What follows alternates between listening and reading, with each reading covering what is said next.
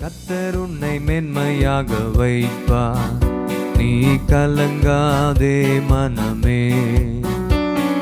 கர்த்தர் உன்னை மென்மையாக வைப்பார், நீ கலங்காதே மனமே. கையிடும் வேளையில் ஆசீர்வாதமும், கலங்களில் நிரம்பிடும் தானியமும்.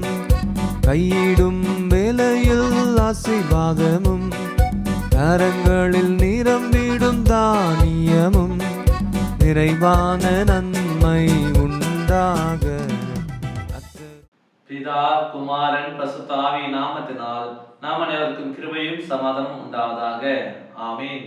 இந்த ஆசீர்வாதமான ஜெப தியான வேலையில வந்திருக்கிறவங்களை கடவுள் ஆசீர்வதிப்பாராக.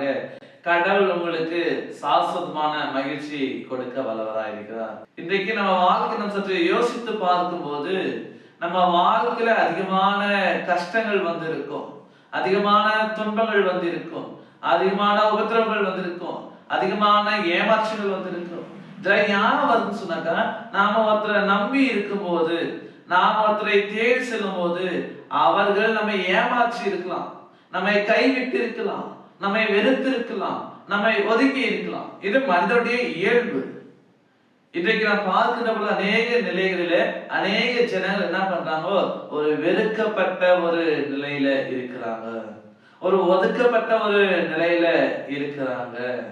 கவனிப்பாரின்றி, கேட்பாரின்றி, விசாரிப்பாரின்றி இல்லாத அநேக ஜனங்கள் என்ன பண்றாங்க, இருந்திருக்கிறாங்க.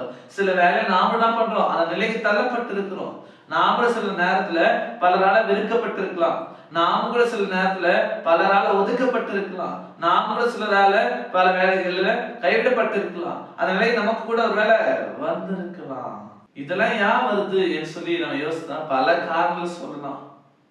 வேற்றுமை பார்க்கறாங்க, மாறுபாடு பார்க்கறாங்க, உயர்வு தாழ்வு பார்க்கறாங்க, நிலை பார்க்கறாங்க, வேலை பார்க்கறாங்க, பதவி பார்க்கறாங்க, இருக்கிற ஆஸ்தியை பார்க்கறாங்க.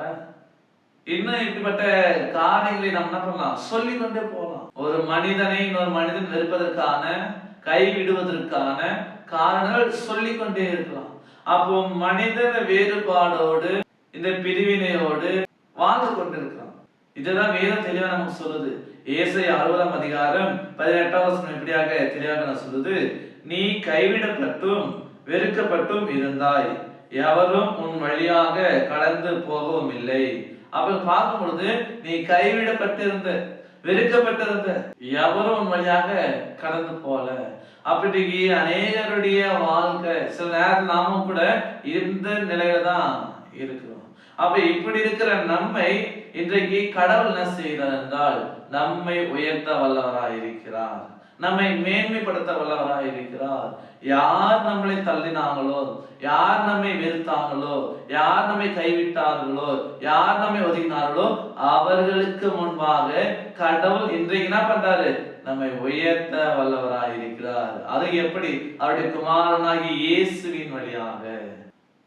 அது நாம் தொடர்ந்து நாம் பார்க்கிறோம். அதே ஏசாயா 60ஆம் அதிகாரம் 15ஆம் வசனத்துல இப்படியாகவே சொல்லுது, அப்படி இருந்த உன்னை நித்திய மாட்சிமையாகவும் சாஸ்வதமான மகிழ்ச்சியாகவும் ஆக்குவேன். ஆம் எனக்கு அன்பானவர்களே, வெறுக்கப்பட்டு கைவிடப்பட்டு ஓரங்கட்டப்பட்ட நம்மை கடவுளா செய்றாரு நித்திய மாட்சிமையாகவும். அப்ப நித்தியனக்கா நிரந்தரமான, நிலையான, முடிவில்லாத மாட்சிமைனா பெருமை, புகழ்ச்சி, உயர்வு, மேன்மை. அப்போ இன்றைக்கு கடவுள் என்ன பண்றாரு, நிரந்தரமான ஒரு மேன்மை தருகிறாரு, ஒரு முழுமையான ஒரு உயர்வை தருகிறாரு, அழிவில்லாத புகழை நமக்கு கொடுப்பதாக சொல்லுகிறாரு. அது மாத்திரமல்ல, சாஸ்வதமான மகிழ்ச்சி. அப்போ சாஸ்வதமான, அசாஸ்வதம், அசாஸ்வதம் என்றால் மெய் உணர்வு, ஒரு பொருள் சொல்லுவோம், மெய் உணர்வு. அப்போ மகிழ்ச்சியை மெய்யாக உணரக்கூடிய நிலையில கடவுள் நம்மை வைப்பார். ஆம் எனக்கு அன்பானவர்களே, சாஸ்வதமான மகிழ்ச்சி, மெய்யான உணர்வு, மெய் உணர்வு, மகிழ்ச்சியை மெய்யாக உணர்வதற்கு கடவுள் நமக்கு உதவி செய்ய வல்லவராய் இருக்கிறார். ஆம் எனக்கு அன்பானவர்களே, பாவத்தினால வீழ்த்தப்பட்ட நம்மை, வெறுக்கப்பட்ட நம்மை, ஓரங்கட்டப்பட்ட நம்மை, கிறிஸ்துடைய பாடு மரணம் உயிர்ப்பின் வழியாக நம்ம என்ன பண்றாரு? அவர் மேன்மைப்படுத்துகிறார், நமக்கு மாட்சிமை கொடுக்கிறார், நமக்கு புகழ்ச்சியை கொடுக்கிறார், நமக்கு பெருமையை கொடுக்கிறார். அது மாத்திரமல்ல, சாஸ்வதமான மகிழ்ச்சியை மெய்யாக உணரக்கூடிய நிலையில நம்மை வைக்க வல்லவராக இருக்கிறார். அந்த ஆண்டவரை நாம் விசுவாசிப்போம், அவரை நம்புவோம். அவருக்குள்ளாக நாம் நித்திய மாட்சிமை பெற்றுக்கொண்டு அவருக்குள்ளாக சாஸ்வதமான மகிழ்ச்சியாக நாம் வாழ்வதற்கு தூய ஆவியானவர் நம்மை பலப்படுத்தி வளர்த்தி காப்பாராக. ஆமீன். எல்லாவற்றுக்கும் மேலான தெய்வீக சமாதானம் உங்கள் இருதயங்களையும் சிந்தனைகளையும் கிறிஸ்து இயேசுவுக்குள் காத்துக் கொள்வாராக. ஆமீன். யாவரும் கண்களை மூடி நாம் ஜெபிப்போம். நேற்றும் இன்றும் என்றும் மாறாத பரலோக பிதாவே, இந்த ஆசீர்வாதமான சந்தோஷமான நாளுக்காக, தியான வேலைக்காக நாங்கள் நன்றி படைக்கிறோம். எங்களுடைய வாழ்க்கை வெறுக்கப்பட்ட நிலையில, ஓரங்கட்டப்பட்ட நிலையில, ஒதுக்கப்பட்ட நிலையில இருந்தது. எங்களை கடந்து போவார் ஒருவரும் இல்லை என்ற நிலையில இருந்தது சுவாமி. ஆனாலும் கூட நீர் கிருபையாக எங்கள் மீது இரக்கம் கொண்டு உடைய குமாரனை கொண்டு எங்களுடைய வாழ்வை மாற்றி எங்கள் எல்லாருக்கும் நித்திய மாட்சிமை, நிரந்தரமான புகழை நீர் எங்களுக்கு கொடுக்கிறீர். அதற்காக நாங்கள் நன்றி படைக்கிறோம். அதோடு மாத்திரமல்ல, மகிழ்ச்சியை மெய்யாக உணரக்கூடிய அந்தஸ்துல எங்களை வைக்கிறீர். அதற்காக நாங்கள் நன்றி படைக்கிறோம்.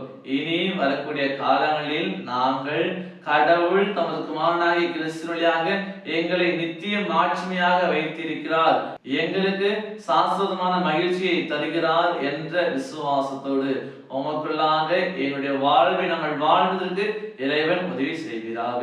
இந்த நாளை நாங்கள் முற்று முழுவதுமாக உங்களுடைய கரத்தில் ஒப்புவிக்கிறோம். நீரை ஏற்றிக்கொள்ளும், நீரை தாங்கிக் கொள்ளும், நீரை பாதுகாக்க வேண்டுமா நாங்கள் தெரிவிக்கிறோம். நாங்கள் கையிட்டு செய்த எல்லா விதமான வேலைகள், என்னுடைய பயணங்கள், என்னுடைய நினைவுகள், என்னுடைய யோசனைகள் எல்லாவற்றையும் ஆஸ்வதிப்பீராக. படிக்கிற பிள்ளைகளுக்கு நல்ல படிப்பின் ஞானம் அறிவை தருவீராக. இன்றைக்கு அநேக ஜனங்கள் பலவீனத்தினால, சுகவீனத்தினால, நோய் நொடினாலே அநேக ஜனங்கள் பாதிக்கப்பட்டு அவஸ்தைப்படுகிற நிலையில இருக்கிறாங்க. நீதாமே யாரெல்லாம் சுகவீனத்தோடு பலவீனத்தோடு இருக்கிறார்களோ எல்லாருடைய ஆணிகள் பாய்ந்த கரலை தொட்டு சுகமாக்க வேண்டும் அப்படின்னு நாங்கள் ஜெபிக்கிறோம். ஆம், என் கிருபை உனக்கு போதும், உன்னுடைய பலவீனத்திலே என்னுடைய பலன் பரிபூர்ணமாய் விளங்கும் என்ற இறைவன் தாமே எல்லாருடைய பலவீனங்களை மாற்றி போட்டு நல்ல பலனை சக்தியை கொடுத்து காத்துள்ள வேண்டுமாய் இறைமகன் இயேசுவை ஜெபிக்கிறோம் அன்பின் பிதாவே. ஆமீன். அனைவருக்கும் ஸ்தோத்திரம். கடவுள் உங்களை ஆசீர்வதிப்பாராக. ஆமீன்.